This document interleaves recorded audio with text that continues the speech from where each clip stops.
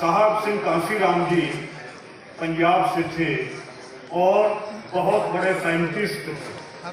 DRDO के अंदर आप बहुत बड़े साइंटिस्ट थे और इंदिरा गांधी ने जब पहला परमाणु परीक्षण इस मुल्क में किया था पोखरण में, अटल बिहारी वाजपेयी से पहले, तो उसमें अब्दुल कलाम के साथ साहब सिंह कांसीराम जी थे जिन्होंने उस परमाणु बम को बनाया।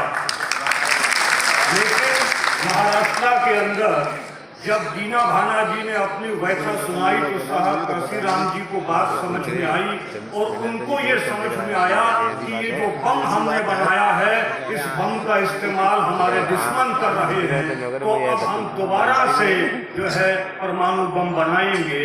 और DS-4 का उन्होंने बारूद तैयार किया, बम सेफ का पलीता लगाया और उत्तर प्रदेश के अंदर जो है उस परमाणु बम का परीक्षण किया। उत्तर प्रदेश में साहब कांसीराम जी ने, लेकिन साहब कांसीराम जी का काल चलाना हो गया, वो उस दुनिया से चले गए। उसके बाद सही मायने में परीक्षा होनी थी उस लीडरशिप की, जो लीडरशिप अब साहब सिंह कांसीराम जी के बगैर जो है वो बहुजन लीडरशिप को नेतृत्व करेगी। लेकिन सॉरी टू से हम नहीं चंगे, बुरा नहीं कोई, वो लीडरशिप फेल हुई। लेकिन धरती कभी बंजर नहीं होती, धरती कभी बंजर नहीं होती। साहब सिंह कांसीराम जी ने परमाणु बम बनाया था, उन्हीं के शिष्य, उन्हीं के रास्ते पर चलने वाले कांसीराम वाद के फार्मूले से लैस एडवोकेट भाई चंद्रशेखर रावण जी, आपने हाइड्रोजन बम बनाया। और हाइड्रोजन बम जो है वो अब पूरे हिंदुस्तान के अंदर जो है उन लोगों की हुकूमत को खत्म करेगा जो डॉक्टर बाबा साहब अम्बेडकर जी कहा करते थे कि अगर हम लोग एक हो जाएं तो ये लोग जो आज हम पर हुकूमत कर रहे हैं, ये हमारे जूते का फीता खोलने में और बंद करने में जो है गर्म होती है। तो हमें भाई चंद्रशेखर रावण जी का साथ देना है, क्योंकि आपकी सोच जो है वो साहब सिंह कांसीराम जी की तरह बड़ी सोच है। एक समय था जब मराठवाड़ा यूनिवर्सिटी में जो है स्टूडेंट्स ने पूरे भारत में एजुकेशन चलाया कि मराठवाड़ा यूनिवर्सिटी का नाम बदला जाए, इसका नाम डॉक्टर बाबा साहेब अम्बेडकर यूनिवर्सिटी किया जाए। पूरे भारत का जो बहुजन तबका था, बहुजन मिशन से जुड़े हुए लोग थे, वो इस मूवमेंट में कूद गए।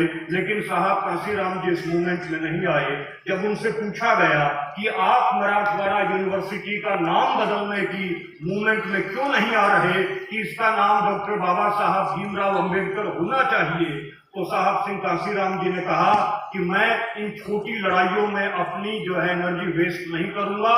हमारा जो टारगेट है वो भारत पर हुकूमत करना है।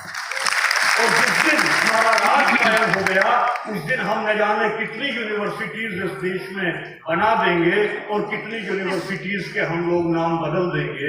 इसी तरीके से एक बार चीनी का रेट जो है वो 16 रुपए हो गया, तो पूरे देश में मूवमेंट हुई कि चीनी का रेट जो है वो बढ़ गया है। महंगाई के खिलाफ मूवमेंट हुई। साहब सिंह कांसीराम जी इस मूवमेंट में नहीं आए।